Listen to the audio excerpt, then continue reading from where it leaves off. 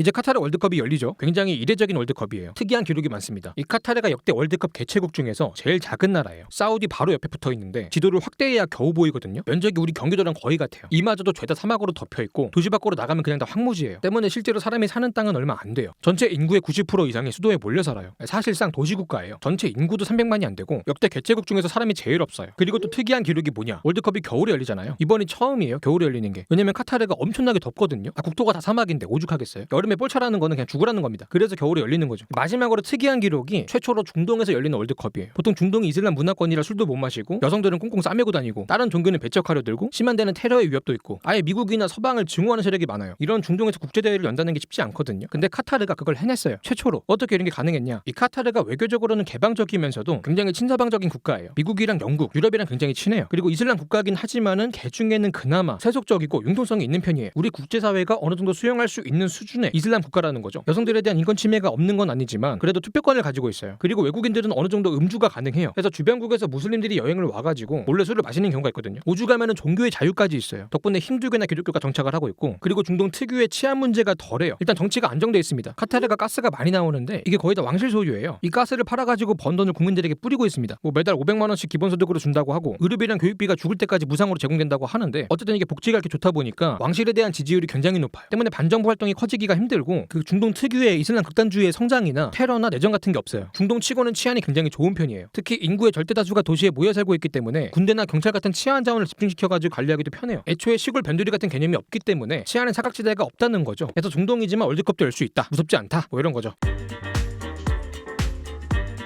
근데 아무리 생각을 해봐도 중동의 월드컵을 여는 건 좀 이례적이긴 해요. 여기저기서 반발도 많았고 특히 월드컵 스폰서들 중에서는 술을 파는 주류 회사가 있거든요. 근데 이슬람 문화권이 금주잖아요. 여기에 월드컵을 여는 게 반갑지가 않아요. 이번에 카타르 월드컵도 반발이 있었는데 하지만 카타르가 선택을 받았죠. 이런 이례적인 상황을 만들겠다고 카타르가 오래전부터 애를 많이 썼어요. 월드컵 말고 다른 국제대회도 개최하려고 노력을 많이 했어요. 애초에 지금 국왕의 왕세자 시절의 경력을 봐도 죄다 그냥 스포츠랑 관련된 거예요. 오죽하면 국왕이 되고 나서는 아예 구단을 사버리거든요. 파리 생제르맹이라고 메시랑 네이마르, 음바페 같은 엄청난 선수들이 있는 곳인데 국왕 개인적으로도 스포츠에 대한 열정이 상당해요. 카타르가 가장 진심을 보여줬던 부분은 돈이죠. 대회 유치시킨다고 돈을 아주 그냥 들이부었습니다. 결국은 아시안컵에 아시안 게임까지 개최권을 따놓은 상태거든요. 가스머니로 운동에 쇼핑을 하고 있어요. 닥치는 대로 쓸어 담고 있습니다. 특히 아시안컵의 개최국을 정할 때는 카타르가 우리 한국이랑 경쟁하는 그림이 나왔거든요. 우리가 열심히 뛰어다니고 백덤블링하고 공중제비 돌아봐야 소용이 없어요. 카타르가 돈가방을 들고 왔거든. 리어카에 실어가지고 몇십 개를 그냥 우리 가진 거 돈밖에 없습니다. 돈 줄 테니까 우리한테 개최권 주세요. 왜 이렇게 나오는데 장애는 재간이 있습니까? 돈 앞에서 장사가 없죠. 결국은 카타르가 개최국으로 확정이 됐죠. 우리는 까였고. 자, 대체 돈이 많으면 얼마나 많다는 거냐? 일단 카타르는 원유랑 가스가 나와요. 2019년 기준으로 에너지 수출액이 전체 수출액의 86%. 아니 너무한 거 아니야 이거? GDP의 34%, 재정 수입의 79%를 차지하고 있어요. 사실상 에너지 하나를 먹고 사는 거죠. 그냥 가스 마시고 사는 거예요. 특히 원유보다는 가스가 주력인데 2020년에는 가스 수출량이 세계 2등이었어요. 그러다 보니 가스 가격에 따라 가지고 경제가 들쑥날쑥해요. 근데 최근에 러시아산 가스의 공급이 끊기면서 가스가 역대급으로 비싸졌거든요. 뭐 좋은 거죠 카타르 입장에서는. 당분간은 쌩쌩할 것 같고. 보통 자원을 수입할 때는 가까운 나라에서 수입을 많이 해요. 유통비가 저렴하니까. 유럽이 바로 옆에 러시아 가스를 받아 쓰는 이유가 있는데 특히 유럽은 러시아랑 가스 파이프로 연결이 돼 있고 기체 상태의 가스를 그대로 받아 쓰고 있다 보니까 직접 옮기는 것보다는 유통비가 저렴해요. 근데 지금 러시아가 이 가스 밸브를 잠그고 있잖아요. 유럽이 대체제를 찾아야 되거든요. 그래서 어디 나라가 가스를 이렇게 팔고 있냐고 보니까 굉장히 많은데 이 중에 유럽이랑 제일 가까운 게 카타르예요. 카타르에서 받아 쓰는 게 제일 저렴하겠죠. 그래서 지금 유럽의 국가들이요 카타르에 줄을 서고 있어요. 이 카타르가 이 시국의 최대 수혜자가 된 거예요. 근데 카타르랑 유럽은 이렇게 파이프로 연결을 할 수가 없으니까 가스를 배로 이렇게 실어다가 옮겨야 되거든요. 문제는 가스가 기체다 보니까 부피가 커요. 그래서 이거를 액체로 만든 게 LNG예요. 카타르는 유럽이라는 새로운 시장을 확보하게 되면서 가스전 개발도 하고 LNG 생산 라인도 확충하고 원래 하던 투자에 박차를 가하고 있습니다. 근데 이 LNG를 운송하는 선박을 LNG선이라고 하거든요. 이 LNG선도 더 많이 필요해지겠죠. 그래서 여기저기 발주를 넣고 있는데 이거를 잘 받아먹고 있는 게 또 우리 한국이에요. 한국의 조선업계가 발주를 많이 받았습니다. 사실 우리 한국이 카타르의 주요 수출국 중에 하나거든요. 우리가 카타르산 가스를 굉장히 많이 수입을 하고 있어요. 야 우리가 너네 가스도 많이 팔아주고 있는데 가스 운반선은 우리 거 팔아주면 안 되겠니? 아니 어차피 우리가 기술력도 세계적인데 이런 외교가 이렇게 먹히는 상황이 되는 거죠. 어쨌든 러시아가 가스 밸브를 잠근 게 한국의 조선업계의 호황으로 작용을 했다는 거고 지금 업계의 인력이 부족하다 보다 얘기가 나오는 것도 이런 맥락 위에 있다고 보시면 될 것 같아요.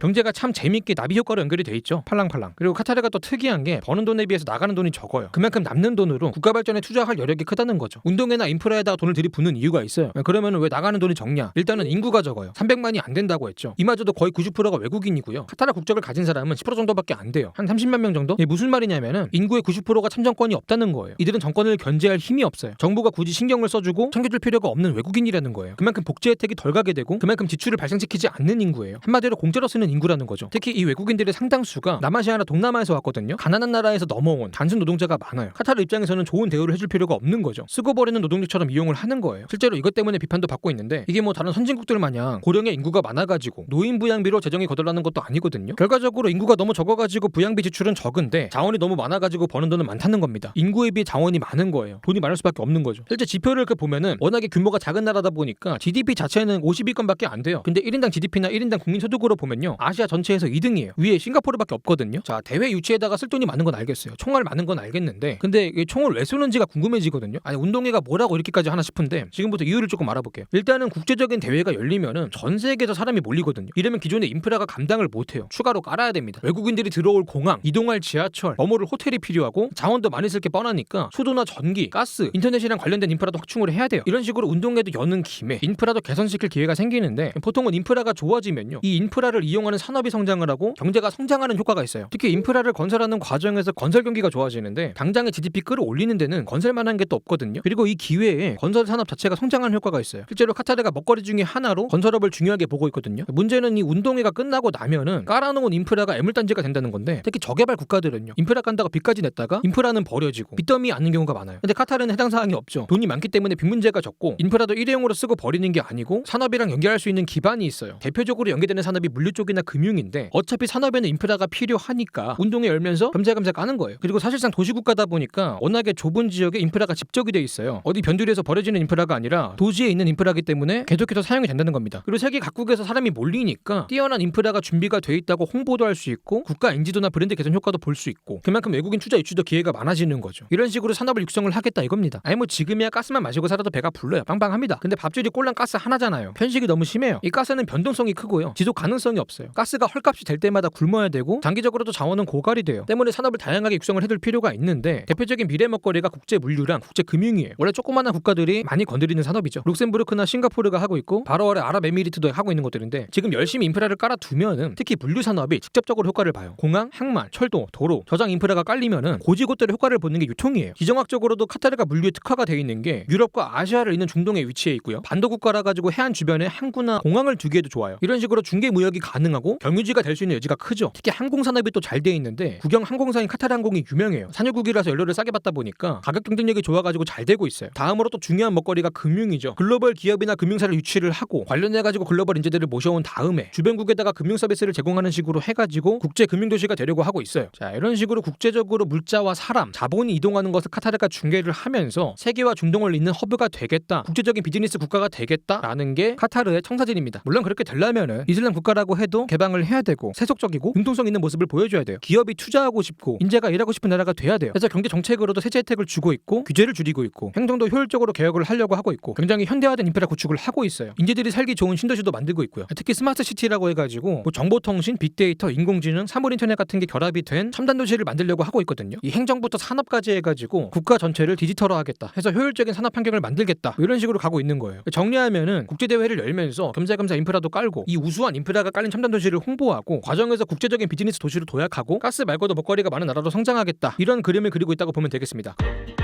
그리고 이런 국제적인 국가로 도약을 하려면은 국제사회에서 입지도 강화를 해야 돼요. 여기저기 얼굴 도장도 잘 찍고 다니고 한마디로 이렇게 외교를 잘 해야 된다는 거죠. 그러면 카타르는 외교를 어떻게 하고 있냐? 굉장히 복잡하게 하고 있어요. 그럴 수밖에 없습니다. 위치가 그래요. 이슬람이 크게 수니파랑 시아파로 구분이 되죠. 이게 중동에서는 수니파의 종주국인 사우디랑 시아파의 종주국인 이란을 중심으로 해가지고 대립을 하고 있거든요. 징글징글하게 싸우고 있습니다. 근데 하필이면 이 카타르의 위치가 이 사우디랑 이란 사이에 껴있어요. 줄 한번 잘못 쓰면은 무슨 일이 생길지 모릅니다. 아주 정밀하고 섬세하고 까탈스러운 외교가 필요한데 일단은 대놓고 적을 만들면 안 되니까 될 수 있으면 있으면 중립 외교를 하려고 해요. 그래서 카타르가 순위파 국가이긴 하지만 시아파랑도 잘 지내려고 합니다. 특히 이란이랑 잘 지내죠. 그리고 친미 국가지만 반미 국가랑도 잘 지내려고 해요. 아예 미국의 주적이던 테러 단체들을 뒤에서 지원까지 해왔어요. 아 이게 되나? 미국이 가만히 있나 싶을 텐데 막상 앞에서는 또 미국 말은 잘 듣거든요. 굉장히 유연하게 외교를 하는 거죠. 적을 안 만드는 것도 중요하지만 내 편을 만들어두는 것도 중요한데 사회생활도 이미지 잘 만들어두면 편하잖아요. 국제사회도 마찬가지거든요. 카타르가 국가 이미지를 만들기 위해 선택한 방식은 인도주의예요. 어디 어려운 일을 겪는 나라가 있다. 그러면 열심히 도와줘요. 나한테 유리한 여론을 만들고 내 편을 만드는 거죠. 다음으로 제일 중요한 게 강력한 보호자가 있어야 돼요. 이 좁쌀만한 나라니까. 카타르가 선택한 보호자는 미국이죠. 카타르는 미국의 노선을 충실하게 따르고 있어요. 그 대가로 미국으로부터 안보를 보장받고 있고요. 최근에도 미국이 가장 중요한 동맹국 중에 하나라고 카타르를 지켜세워준 적이 있어요. 건드리지 말라는 거예요. 실제로 건드리기 힘들고. 그리고 카타르가 국제사회에서 영향력을 끼치는 방법 중에 하나가 언플이에요. 언플. 카타르의 알 자지라 방송이라는 게 있거든요. 카타르 밖에 중동에서도 보고 세계적으로도 많이 봐요. 이게 중동에서 하는 방송치고는 외압에 굴하지 않고 굉장히 자유롭게 하고 있다고 자부하고 있는데 특히 중동 각국의 정부나 왕실을 가감없이 비판하고 있어요. 카타르 정부 입장에서는 알자지라를 통해 가지고 국제적인 여론을 만들고 다른 국가를 견제하는 식으로 사용을 하는 거죠. 당하는 나라 입장에서는 짜증이 납니다. 조그만한 남의 나라 뉴스가 자꾸 나를 옷을 벗기려고 하니까 부끄럽게. 카타르가 사회적으로는 세속주의를 허용하고 있지만 정치적으로는 이슬람 근본주의 국가예요. 때문에 율법에 충실한 극단주의 단체들, 나아가 테러 단체에까지 호의적이에요. 실제로 카타르가 지원을 했거나 했을 거라고 추정이 되는 단체가 많아요. 여기에는 정치적인 목적이 있는데 이 중동에는요 세속적이고 미국이랑 친하고 독재를 하는 정부가 꽤 있거든요. 미국에 협조를 하면서 미국의 보호를 받고 서방의 문물을 받아들이는 역할도 하고 한편으로는 독재를 통해 가지고 정치 세력을 견제하면서 이슬람 근본주의 세력의 성장을 억제하고 있어요. 근데 이런 친미 독재 정부에 저항하고 근본주의 국가의 건설을 꿈꾸는 반정부 단체가 계속해서 성장을 하고 있거든요. 이들 중에는 테러 단체로 분류되는 곳이 많은데 이런 애들을 카타르가 지원을 하고 있는 거예요. 왜 이런 짓을 하고 있냐? 언젠가 이 친미 독재 정부가 무너지고 근본주의자들이 나라를 먹을 거라고 보는 거죠. 실제로 그렇게 되는 경우가 많았고 이 카타르 입장에서는 미리미리 이들을 챙겨주면은 나중에 이들이 나라를 먹었을 때 굉장히 편해지지 않겠어요? 이런 거를 노리고 미리미리 포섭을 하고 있다. 뭐 이런 의견이 있고요. 그리고 카타르가 순위파 국가인데 시아파 국가인 이란을 비호하는 모습을 많이 보여주고 있거든요. 이란의 핵 문제에 대해서도 모호한 입장을 취하고 트럼프가 이란 핵합의에서 탈퇴를 했을 때도 이란의 편을 들어주는 모습이었어요. 이게 이러는 이유가 있는 게 카타르가 뽑아 쓰는 가스전이요. 이란의 국토에도 걸쳐 있어요. 가스전을 공유하고 있다는 거죠. 그래서 이란의 신비를 건드리기 힘든 거예요. 이 가스전 가지고 싸움이 일어날 것 같으니까. 근데 아무리 그렇다고 해도 순위랑 시아가 대립하는 상황인데 순위인 카타르가 시아파인 이란의 편이나 들고 있고 같은 순위 국가 정부를 헐뜯는 방송이나 하고 남의 나라 반정부 단체를 도와주기까지 하니까 순위파 국가들이 쌓인 게 굉장히 많았거든요. 그러다 결국에 일이 터지는데 사우디, 아랍에미리트, 바레인, 이집트까지 순위파 국가 4개가 카타르랑 단결을 해버려요. 교역을 안 하겠다는 건데 이러면 카타르가 타격이 있죠. 왜냐면 수입 의존도가 높으니까. 나라가 작고 국토는 다 사막인데 제조업이나 농업이 안 될 거 아니에요. 물자고 식량이고 자급이 안 돼요. 죄다 수입을 해야 됩니다. 이런 상황에 단결을 당해버리면은 당장 물자가 부족해지는 거예요. 근데 이런 무역 제재의 효과는 한시적이죠. 보통은 다른 데서 수입을 하든 이참에 자급 기반을 갖추게 되는데 실제로 이때 이란에서 부족한 물자를 받기도 하고요. 제조업이나 농업을 육성하는 식으로 대응을 했어요. 오히려 잘 됐다. 뭐 이런 얘기까지 나왔거든요. 견제 효과가 그렇게 크지 않다 보니까 결국은 미국이랑 쿠웨이트가 중재를 해가지고 단교는 해제가 된 상태예요. 근데 어쨌든 카타르가 줄타기 외교를 하는 만큼 외교적 리스크는 있다고 보면 될 것 같아요. 하지만 단교도 해제가 됐고 천연가스 가격은 세게 받고 있고 유럽에도 가스를 팔게 됐고 각종 국제대회를 연달아 개최하면서 경제 효과가 나올 전망이고 각종 인프라 투자가 지속이 되고 있기 때문에 한동안은 호재가 많다는 시장의 평가를 받고 있습니다. 자, 오늘 영상 여기까지고요. 지금까지 지식한 입의 한입만이었습니다.